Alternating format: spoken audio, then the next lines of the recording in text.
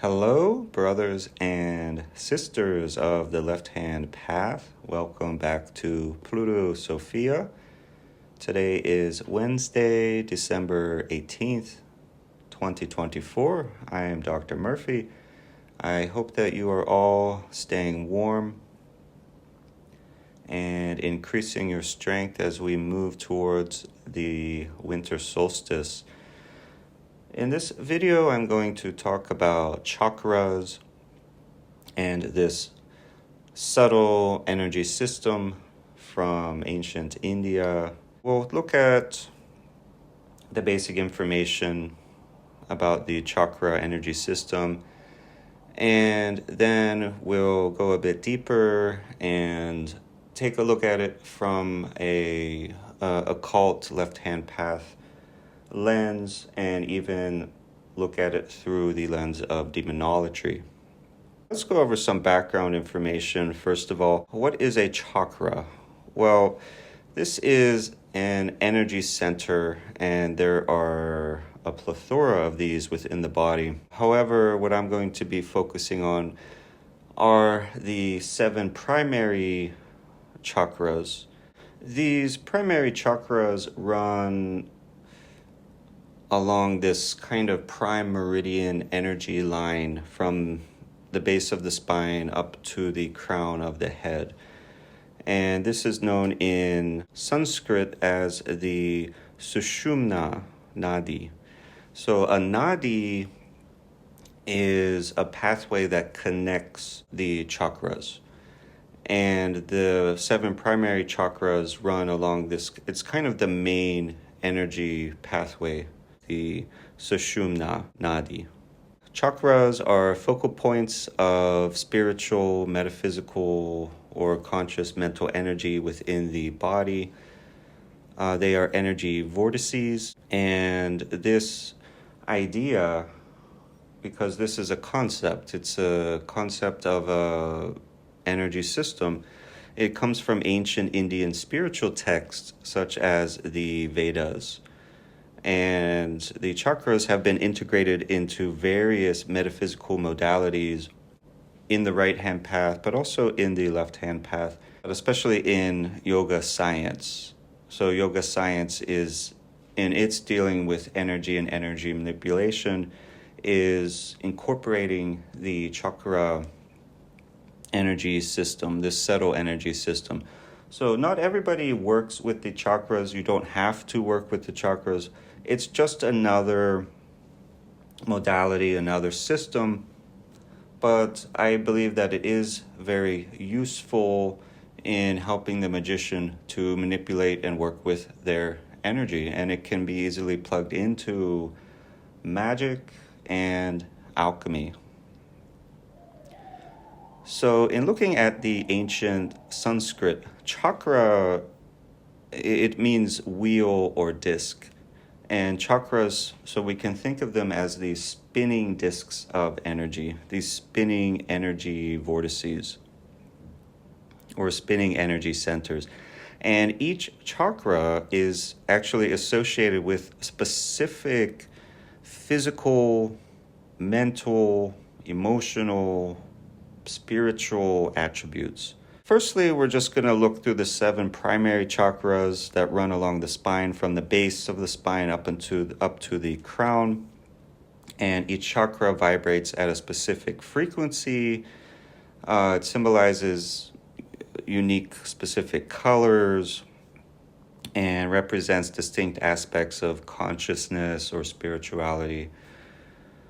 And so the 7 primary chakras, again, we can think of this as a prime meridian energy line or nadi that's connecting all of these energy centers. And in Sanskrit, this is called the Sushumna.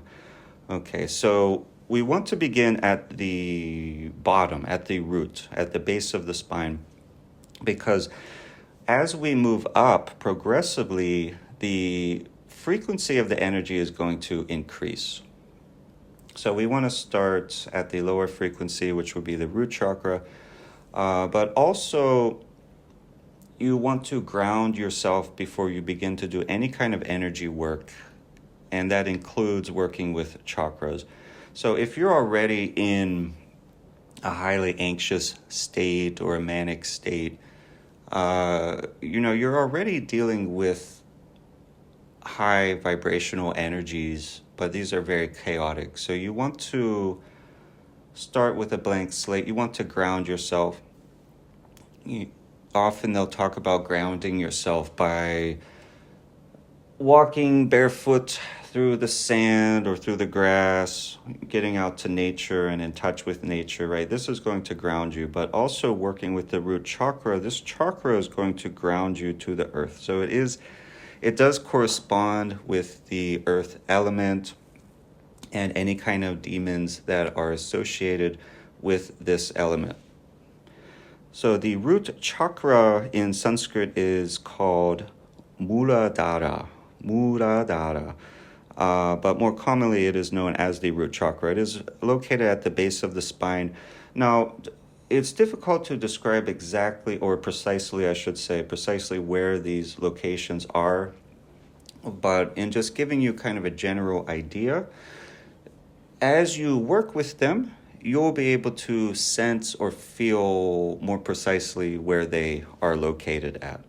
So don't stress too much about knowing the exact precise location, because you'll get that as you work with them. But it's around the base of the spine, and it's associated with the color red, and its function is that of foundation, survival instincts, and as I said, grounding and security, stability, physical stability, so connection to the earth and basic survival needs. So this could be associated with demons such as Lord Emperor Behemoth or King Belial, right? These are earth elemental demons that are associated with stability and grounding and strong foundations.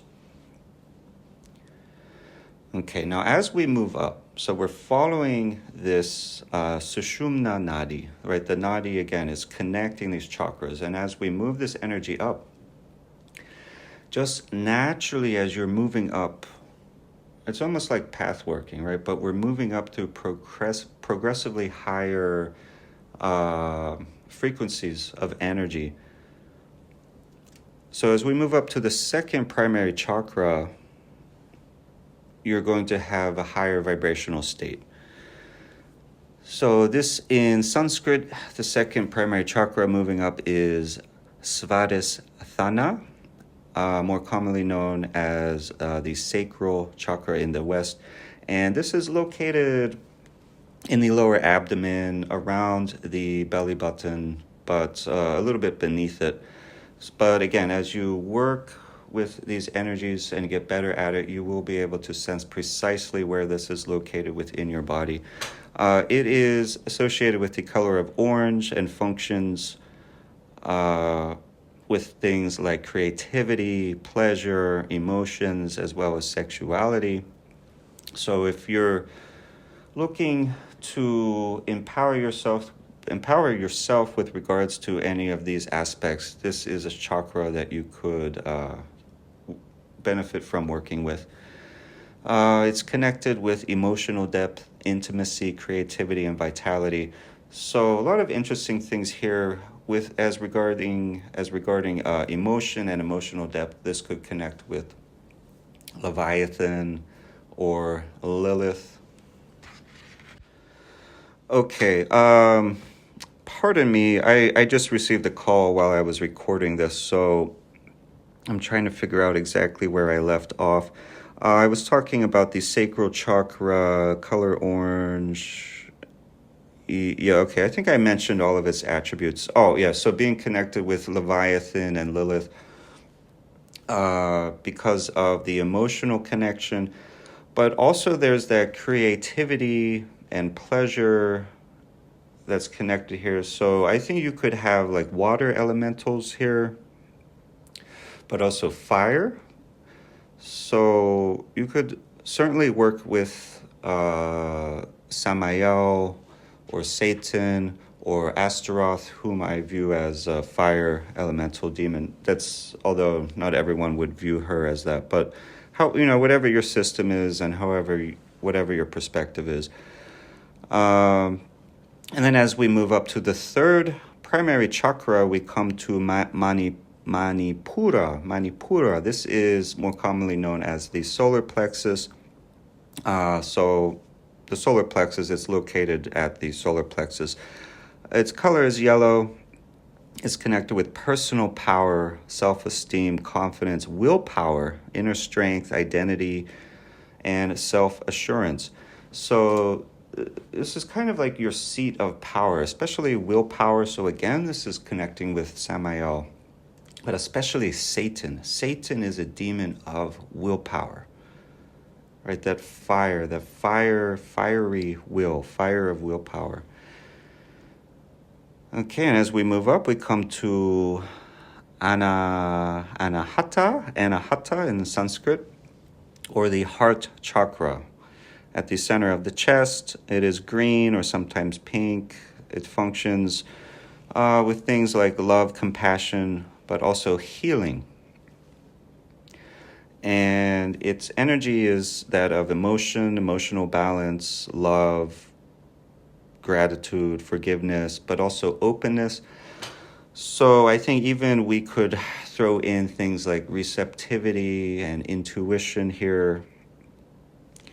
And as we move up, we come to the fifth primary chakra, which is Vishuddha, or Vishuddha, or the throat chakra. Its color is blue.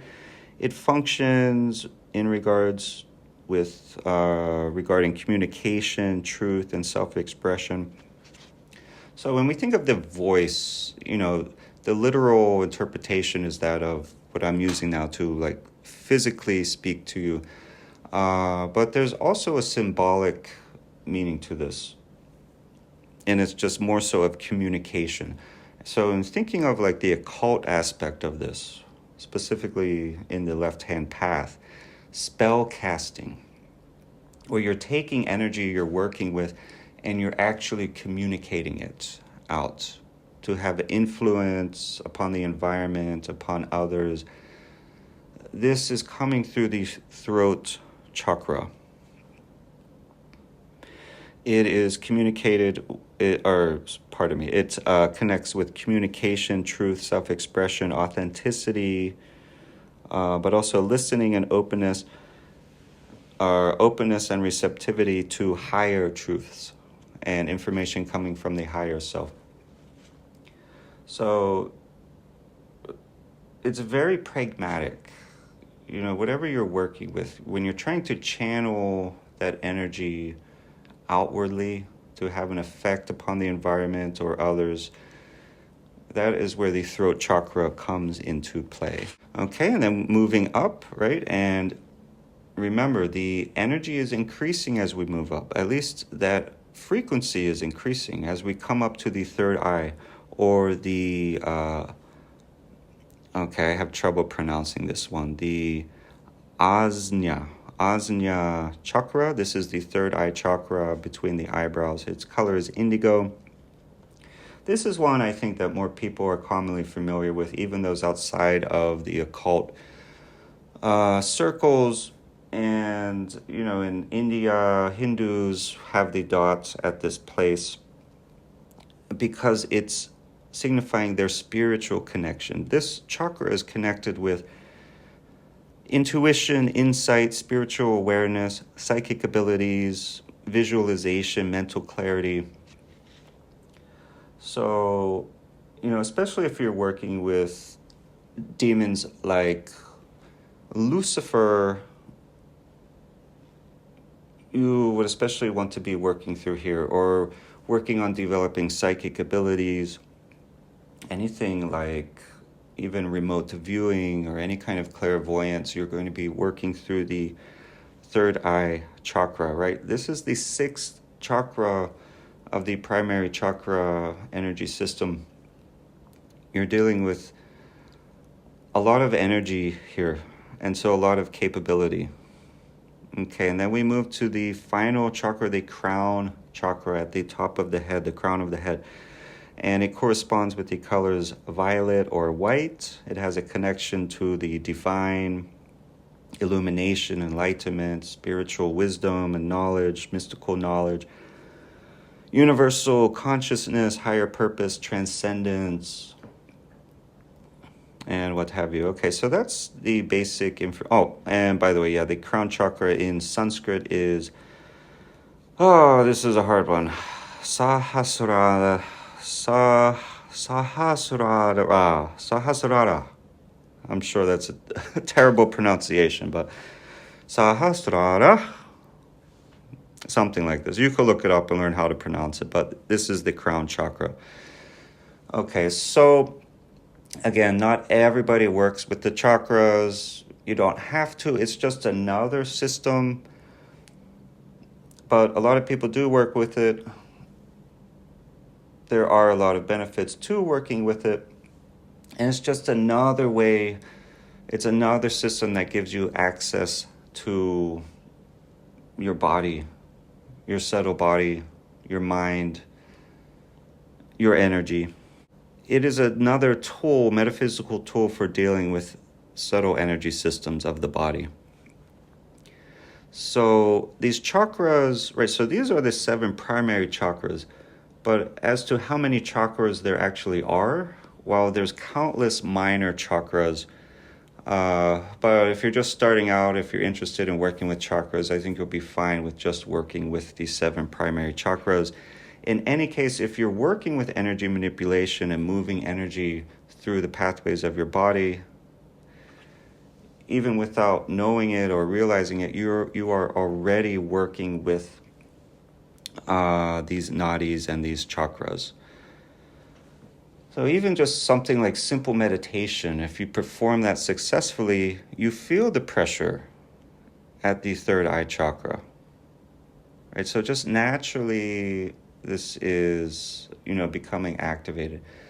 But if you more directly want to target these chakras, naturally, those abilities will come automatically just through opening, activating, and charging these chakras.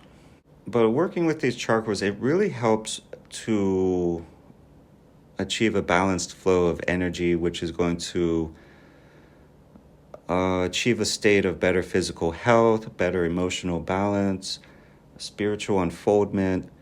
When you have imbalances, and an imbalance in a chakra means a chakra is either blocked or overactive, this is going to lead to mental, physical, or spiritual issues. So, for example, a blocked throat chakra can manifest as difficulty expressing yourself. And I do mean expression in any way, not just speech, not just writing. It could be through any way that you would express yourself, whether it's music or art or expressing your feelings or your emotions. It's going to really hamper your emotional expression and communication. If you have an overactive solar plexus, for another example, this could lead to chaotic energy and behavior, aggression, and domineering behavior. Okay, so now that we have kind of laid out some strong foundational framework for this subtle energy system, now let's look into the occult metaphysics of the chakra energy system. Okay, so chakras, these are energy centers. Within the occult framework or left-hand path system or systems, these are seen as gateways. Gateways to alchemical transmutation, gateways to increasing energy frequencies for working, for helping and working with your own magical systems, gateways to gaining access to higher realms, planes, dimensions. But just in general, to keep it very simple, chakras are viewed within the occult systems as gateways to increase your energy, which very simply is going to increase your abilities. And I am of the philosophy in Plutosophia that keep it simple. Just the mere act of increasing your energy in the proper way. I don't mean chaotically through becoming like manic or anxious or something like this, but just increasing your energy properly is going to lead to the automatic manifestation or the natural manifestation of abilities and powers. They will come naturally. They will come automatically when you increase your energy. So my way, and so as the founder of Plutosophia also follows this in its thought and its philosophy and its magical systems, is to focus upon energy primarily and foundationally. Through increasing energy, these things will come naturally.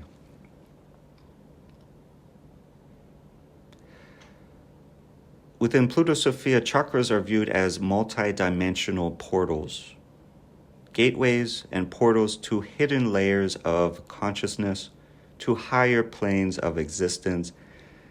And the chakras are associated with specific astral realms or even specific entities, whether they be angels, demons, gods, goddesses, whatever system it is that you are working with.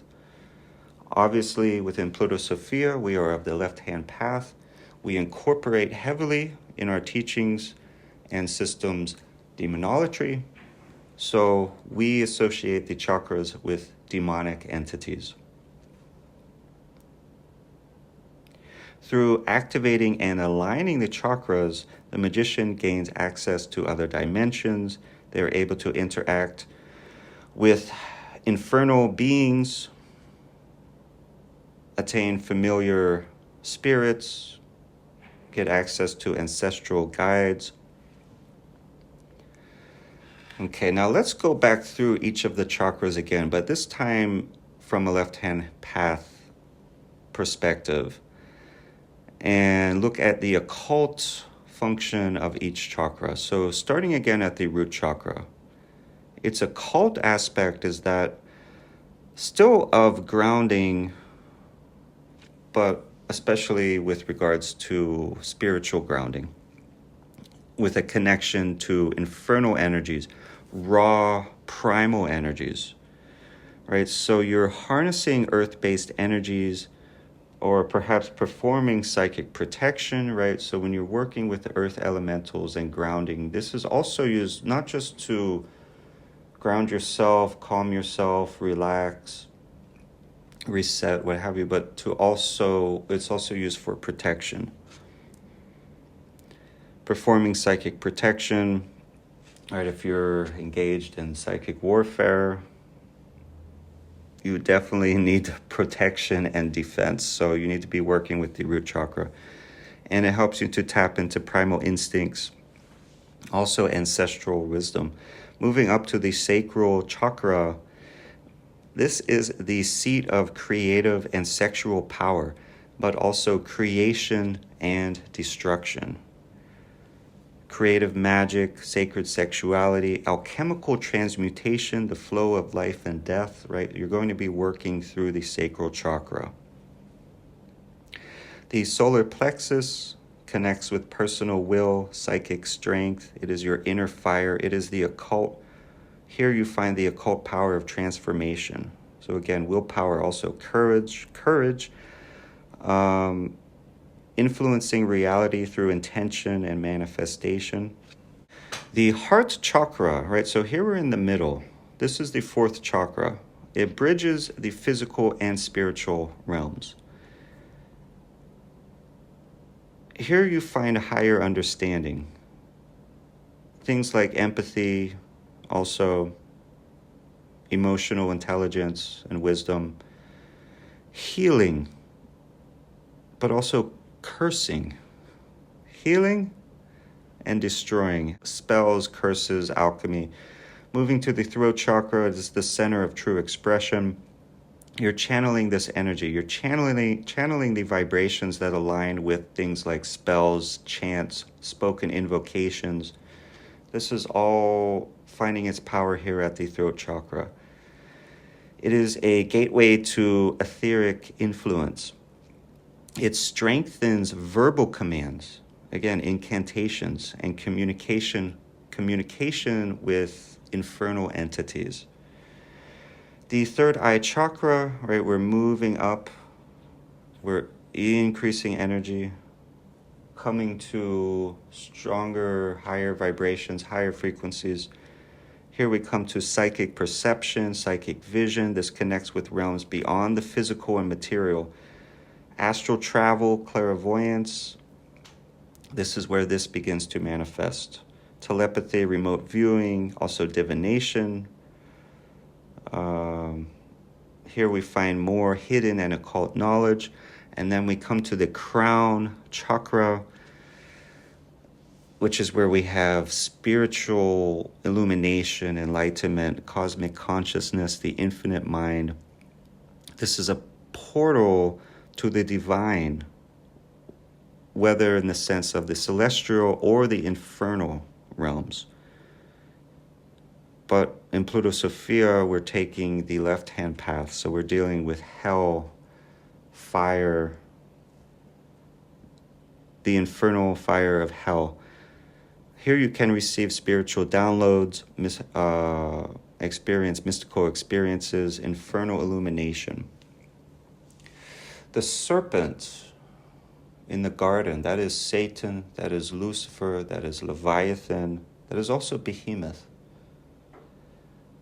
In Kundalini, they talk about the serpent energy. It lies resting at the base of the spine. And through yoga, you are unraveling the serpent and having it travel up the spine through the chakra energy vortices, energy centers. This is energy manipulation, working with subtle energies, life force energies. The serpent is a symbol for this energy. When you awaken the Kundalini, as they talk about in yoga science, this is initiation in the left-hand path. And that energy rises successively through each chakra, moving progressively up. And as it does this, the energy increases in its frequency. We're talking about initiation and igniting latent powers to achieve transformation and awareness and illumination. And of course, you're going to have an increase in all kinds of abilities, psychic abilities, everything. Because when you increase that energy, these things come automatically, they come naturally. So focus first on energy. So sticking with Plutosophia and the left-hand path, chakras are dark energy centers. They allow us to perform shadow work because each chakra is dual in nature, just like Baphomet. Each chakra has its light and dark potential. It has its shadow aspects, which help us to work with psychoanalysis, defense mechanisms, traumas, hidden fears, repressed memories, unresolved issues. It's connected with all of this stuff. Through psychoanalysis, we're bringing those repressed aspects into conscious awareness so that through alchemy, transmutation may occur. And we can begin to increase positive energy within the subconscious, and that energy is going to move into the conscious mind to achieve further transmutation, which is then going to move back down into the subconscious. It is a cycle, it is a continuing dance between the different chakras, between the different levels of the mind, between the different realms, the different planes.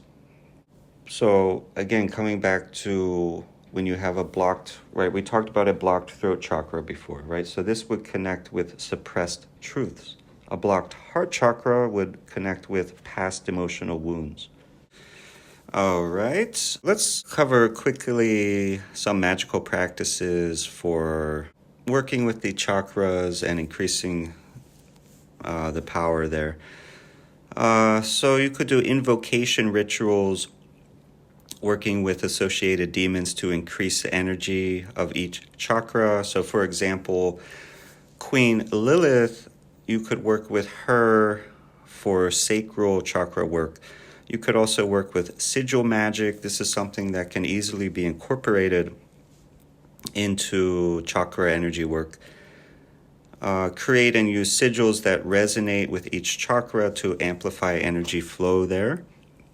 You may also work with sacred geometry and other symbolism. Visualize or meditate on symbols associated with each chakra, such as yantras. So yantras are mystical diagrams used in Indian religions and philosophies, worship, meditation. But they can also be used in the left-hand path to increase occult power. So very similar to something like a sigil, right? So you can create a sigil or incorporate one that you associate with a chakra, and this is going to increase the connection to the archetypal energies that these chakras represent.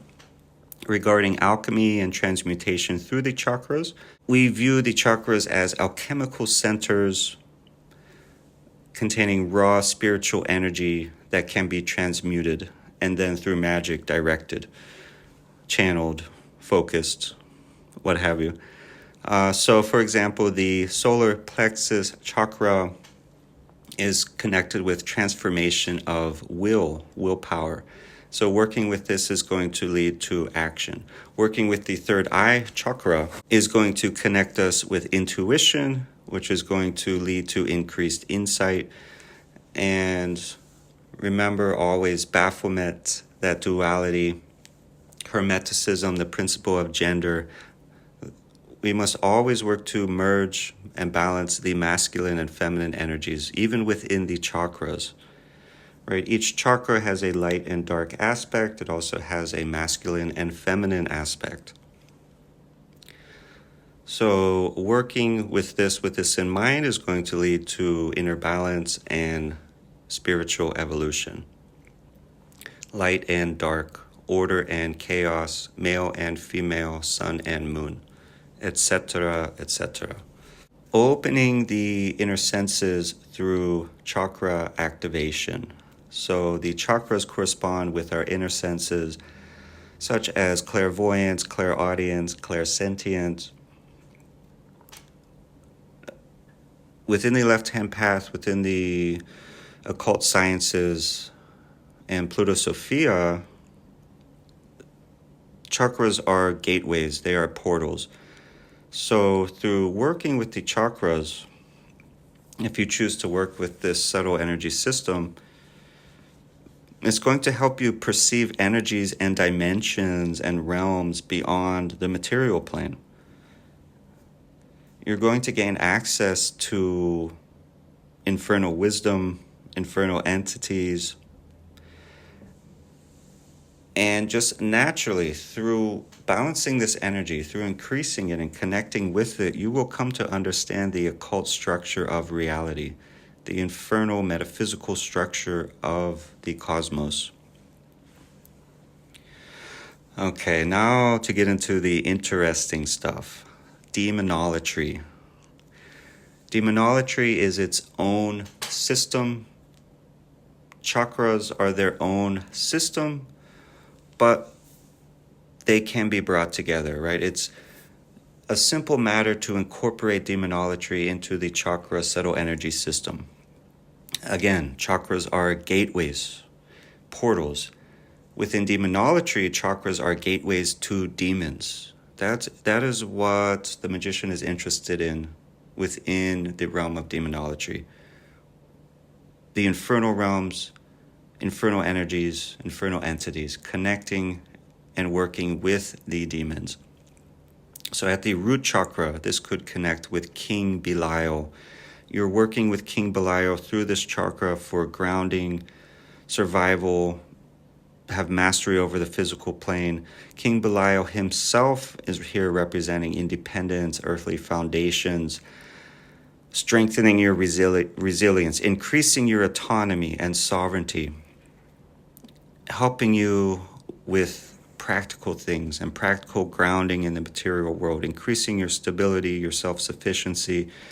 King Belial, and through the root chakra, he's going to help you with your career, with matters of money, increasing your wealth, also health, right?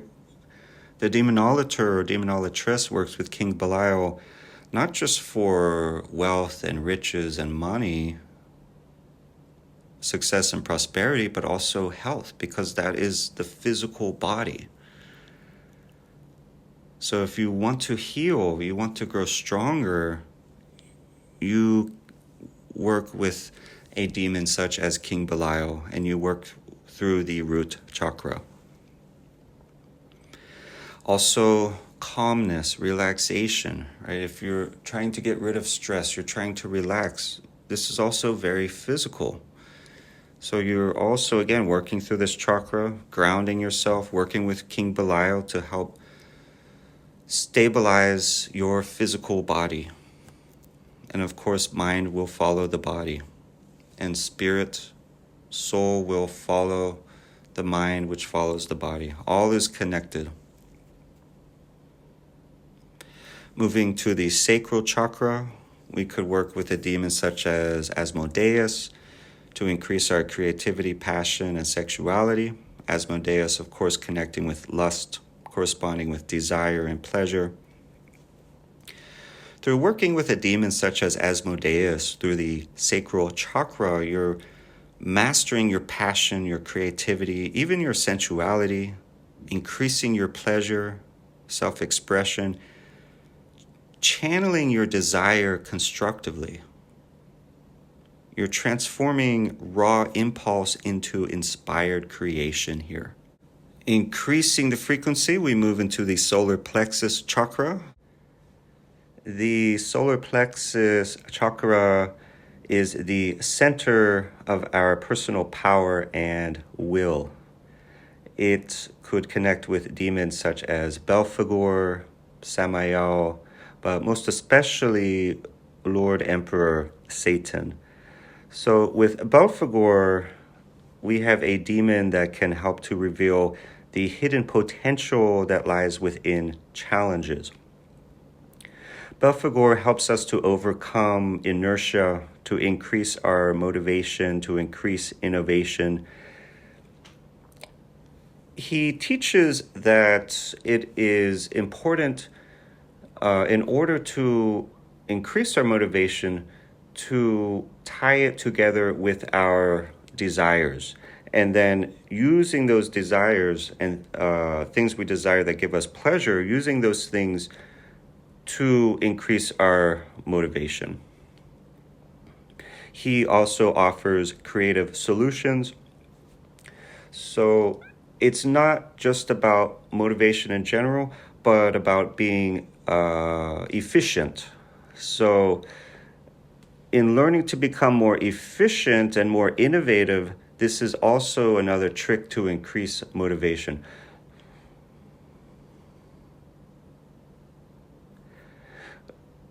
With Samael and Satan, these demons are very much connected with willpower. So if you're working with either Samael or Satan, but especially Lord Emperor Satan, through the solar plexus chakra, they're going to help increase your confidence, increase your drive, your passion, increase your focus. And all of this, in part, is contributing to increasing your willpower. Because, again, the solar plexus is the seat of occult power. It is the seat of our drive and our willpower. So here, certainly you will find Lord Emperor Satan, and it is at this chakra that you could work with demons such as Satan and demons that are connected with our drive, focus, and willpower. Okay, as we increase the vibration, we move into the heart chakra. Within the realm of demonolatry, we could be working with Astaroth or Lilith. Astaroth connects with wisdom and balance. Lilith connecting with self-love, sovereignty. I'm always hesitant to use this word love because, yes, the heart chakra does connect with love.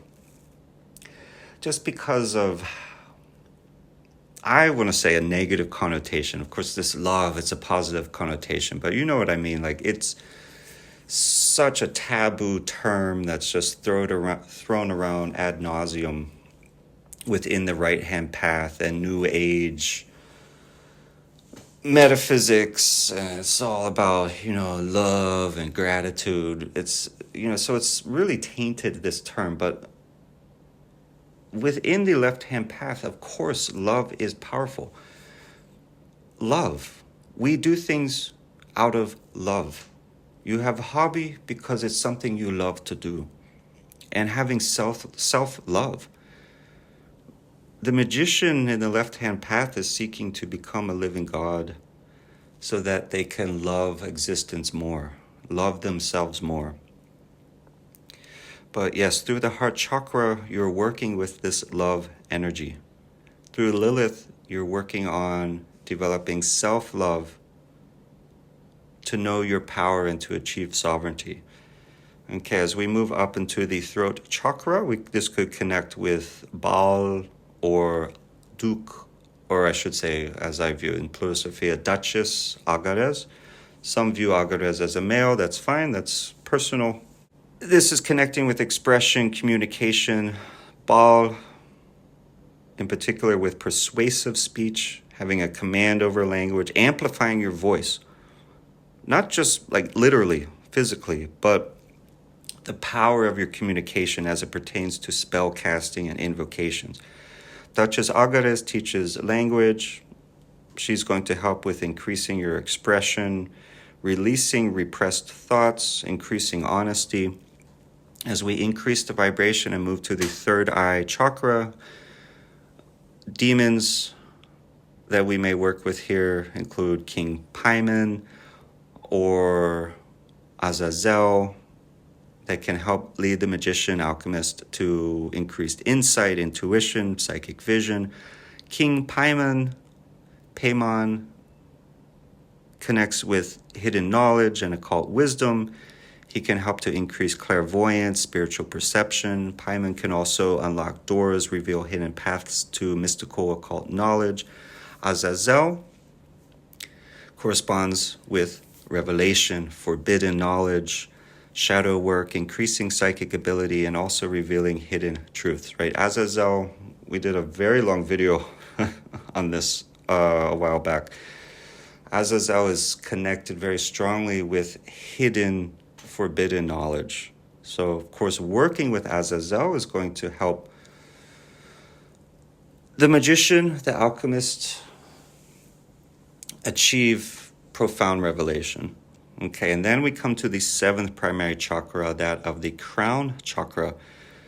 This connects with Lucifer or Satan, very powerful demons, right? These are emperors of hell. Within Plutosophia, they're viewed as being above the kings, the queens, the presidents, all the other demons. Very powerful. Lucifer connects with light, illumination, spiritual ascension, higher connection, the higher self, connection with the cosmos, higher mind. Satan is more about spiritual liberation, freedom, transcendence, apotheosis, personal divinity. All right, there you go. And that is that for this video. If you made it this far, thank you so much for listening.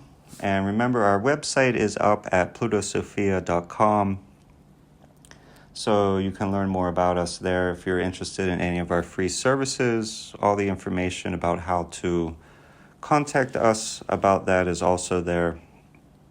We are still on X with 1 follower. So a really big thank you to you. If you're still listening here, you're the only one following me, but I am very thankful for that. So, but hopefully we'll get more people there. I haven't really been posting anything just because I feel like, well, my plan was to wait to get at least a few people there before I start posting. Maybe I should just start posting anyways. I guess I owe it to that one follower over there. But yeah, so we have the website, we have the Twitter. But yeah, that's pretty much it. Feel free to comment on the video. Of course, if you like it, please give us a thumbs up. That does really help us out. Enjoy your day, and I will see you all in the next video. Have an infernally blessed day. Take care. Bye-bye.